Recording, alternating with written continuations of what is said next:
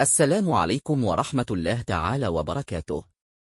سيبدأ المنتخب المغربي مشواره بمواجهة نظيره الطاجيكي في أولى مبارياته، وذلك يوم الاثنين 16 من شتنبر في تمام الساعة 4 عصرا.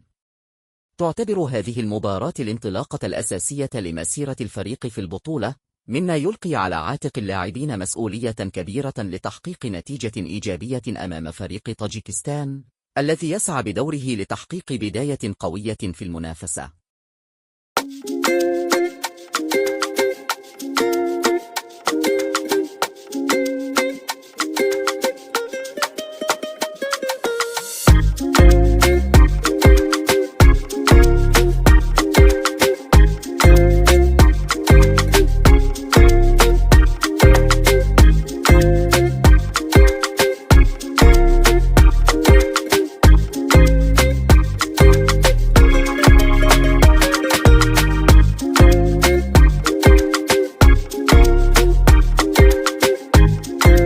إذا نال الفيديو إعجابكم، لا تنسوا دعمنا بالاشتراك في القناة وتفعيل الجرس ليصلكم كل جديد.